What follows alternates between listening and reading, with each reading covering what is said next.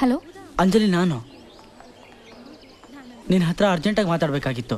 ಸಾರಿ, ನಿನ್ನ ಮೊಬೈಲ್ ವಾಪಸ್ ಕೊಡಬೇಕಾಗಿತ್ತು. ಕೊಟ್ಟು ಕಳಿಸ್ತೀನಿ. ತಪ್ಪು ತಿಳ್ಕೊಬೇಡ ಅಂಜಲಿ, ನಾನು ಮೊಬೈಲ್ಗೋಸ್ಕರ ಫೋನ್ ಮಾಡಲಿಲ್ಲ. ಪ್ರತಾಪ್ ವಿಷಯ ಮಾತಾಡಬೇಕಾಗಿತ್ತು. ಪ್ರತಾಪ್ ವಿಷಯನಾ? ಏನು? ನೀನು ತಿಳ್ಕೊಂಡಿರೋ ಹಾಗೆ ಪ್ರತಾಪ್ ಒಳ್ಳೆಯವನಲ್ಲ. ಅವನಿಗಾಗಲೇ ಅವ್ರ ಬಾಸ್ ಮಗಳ ಜೊತೆ ಮದುವೆ ಫಿಕ್ಸ್ ಆಗಿದೆ ಅಂಜಲಿ. ನನ್ನಿಂದ ಏನಾದರೂ ಅನ್ಯಾಯ ಆಗಿದೆ ಅನ್ಸಿದ್ರೆ ನನ್ನ ಬಗ್ಗೆ ಏನ್ ಬೇಕಾದ್ರೂ ಮಾತಾಡು. ಆದ್ರೆ ಅನ್ನೆಸೆಸರಿಯಾಗಿ ಪ್ರತಾಪ್ ಬಗ್ಗೆ ಮಾತಾಡಬೇಡ ಪ್ಲೀಸ್.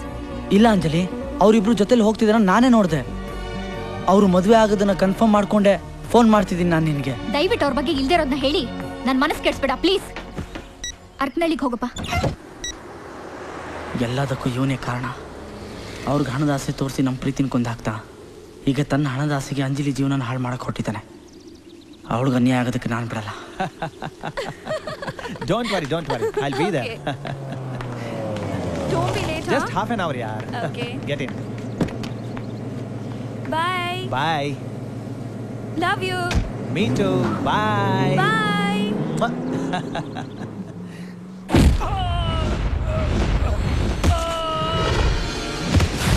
ಅಂಜಲಿನ ಮದುವೆ ಆಗ್ತೀನಿ ಅಂತ ಆಸೆ ಹುಟ್ಟಿಸಿ ಇಲ್ಲಿ ಬಾಸ್ ಮಗಳು ಜೊತೆ ಚಕ್ಕಂದ ಆಡ್ತಿದ್ಯೋನೋ ರಾಸ್ಕಲ್.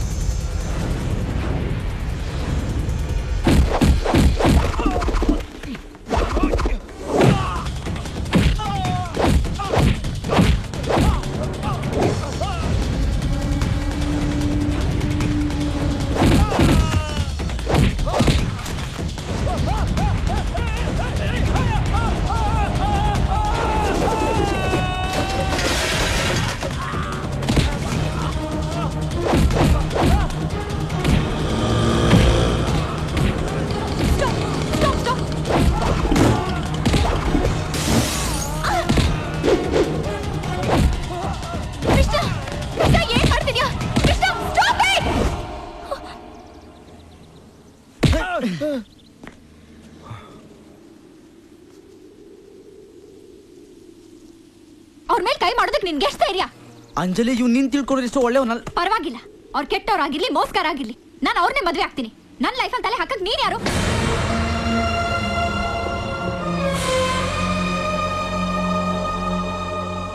ನಿನ್ ಕ್ಯಾರೆಕ್ಟರ್ ಏನು ಅಂತ ತೋರಿಸ್ಬಿಟ್ಟಿಯಲ್ಲ.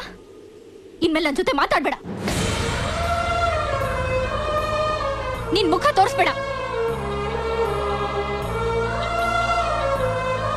ಇನ್ಮೇಲೆ ನನಗೂ ನಿನ್ಗೂ ಯಾವ ಸಂಬಂಧನೂ ಇಲ್ಲ. ತಗೋ ನಿನ್ ಮೊಬೈಲ್.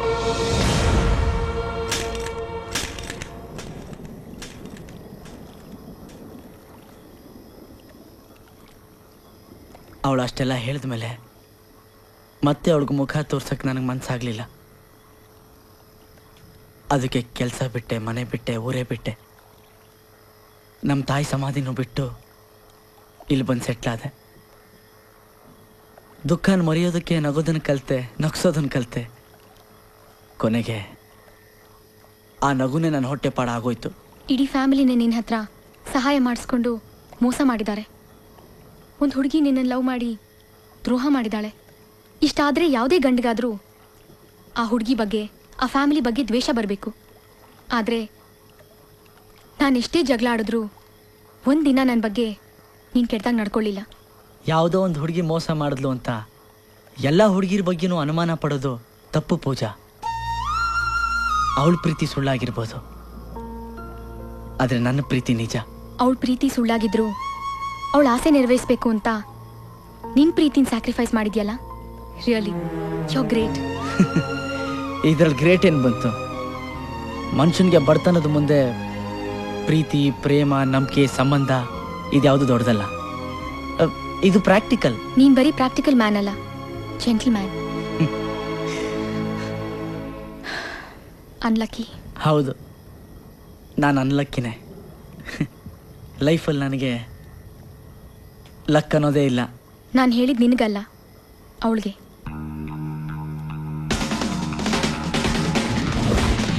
ನಮಸ್ಕಾರ ನಮಸ್ಕಾರ ನಮಸ್ಕಾರ.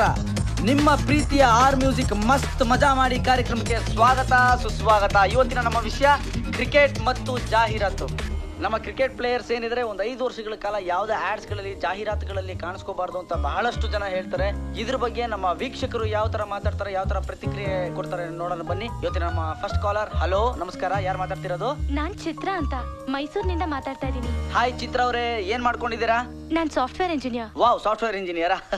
ಓಕೆ, ಸಾಫ್ಟ್ವೇರ್ ಇಂಜಿನಿಯರ್ ಆಗಿ ಇಟ್ಕೊಂಡು ನಿಮ್ಮ ಅಮೂಲ್ಯವಾದ ಟೈಮ್ ಅನ್ನ ನಮ್ ಜೊತೆ ಮಾತಾಡಕ್ ಕಳೀತಾ ಇದ್ದೀರಾ. ತುಂಬಾ ಥ್ಯಾಂಕ್ಸ್. ಹೇಳಿ, ಇವತ್ತಿನ ವಿಷಯ ನಿಮ್ಗೆ ಗೊತ್ತಲ್ಲ? ಅಯ್ಯೋ, ನನ್ ಕ್ರಿಕೆಟ್ ಬಗ್ಗೆ ಇಂಟ್ರೆಸ್ಟೇ ಇಲ್ಲ ಕೃಷ್ಣ. ಆ? ಅದ್ ಸರಿ, ನಿಮ್ ಪ್ರೀತಿಯಲ್ಲಿ ಕಾಣ್ತಾನೆ ಇಲ್ಲ. ಯಾವ ಪ್ರೀತಿ? ಅದೇ ರೀ, ದಿನ ನಿಮಗ್ ಫೋನ್ ಮಾಡಿ ಐ ಲವ್ ಯು ಅಂತ ಹೇಳ್ತಾ ಇರ್ತಾರಲ್ಲ, ಆ ಪ್ರೀತಿ. ಅಯ್ಯೋ ಮೇಡಮ್, ಅವೆಲ್ಲ ತಮಾಷೆಗೆ, ಅದನ್ನೆಲ್ಲ ತಲೆಗೆ ಹಾಕೋಬೇಡಿ. ಸಾಕ್ ಸುಮ್ನೆ ರೀ, ಕಿವಿಗ್ ಹೂ ಇಡ್ಬೇಡಿ. ಅವಳ ಐ ಲವ್ ಯು ಅಂದ ತಕ್ಷಣ ನೀವ್ ಲೈನ್ ಕಟ್ ಆಯ್ತು ಅಂತ ಡ್ರಾಮಾ ಮಾಡೋದು ನಮ್ಗೇನ್ ಗೊತ್ತಾಗಲ್ಲ ಅನ್ಕೊಂಡ್ರಾ? ಅಯ್ಯೋ, ಡ್ರಾಮಾನಾ? ನನಗ್ ಗೊತ್ತು ರೀ, ನೀವ್ ಸುಮ್ನೆ ಎಲ್ಲಾ ಹುಡ್ಗಿರ್ನು ಮೇಲ್ ಹತ್ತಿಸ್ತೀರೇ ಹೊರತು ನೀವ್ ಯಾರ್ ಕೈಗೂ ಅಷ್ಟ್ ಸುಲಭವಾಗಿ ಸಿಕ್ಕಾಕೊಳಲ್ಲ. ನಿಮ್ಮನ್ ಮದ್ವೆ ಆಗೋ ಹುಡ್ಗಿ ರಿಯಲಿ ತುಂಬಾ ಲಕ್ಕಿ. ನಾನೊಂದ್ ಮಾತು ಹೇಳ? ಹೇಳಿ ಮೇಡಮ್. ಆ ಹುಡ್ಗಿ ಸಕ್ಕದಾಗ್ ಮಾತಾಡ್ತಾಳೆ, ನೀವು ಚೆನ್ನಾಗ್ ಮಾತಾಡ್ತೀರಾ. ಇಬ್ರಿಗೂ ಬೊಂಬಾಟ್ ಜೋಡಿ. ನೀವ್ ಅವಳನ್ನೇ ಲವ್ ಮಾಡ್ರಿ. ಅಯ್ಯೋ ಸುಮ್ನಿರಿ ಮೇಡಮ್, ಲವ್ ವಿಷಯದಲ್ಲಿ ನಾನು ತುಂಬಾ ದಡ್ಡ ಅಂತ ಗೊತ್ತಾಗಿ ಆ ಹುಡುಗಿ ಈಗಾಗಲೇ ಟ್ರ್ಯಾಕ್ ಚೇಂಜ್ ಮಾಡಿರ್ತಾಳೆ. ಇಲ್ಲ ಕೃಷ್ಣ, ನಿನ್ ಕತೆ ಕೇಳಿದ್ಮೇಲೆ ನಿನ್ ಮೇಲಿನ ಪ್ರೀತಿ ಇನ್ನೂ ಜಾಸ್ತಿ ಆಯ್ತು. I love you.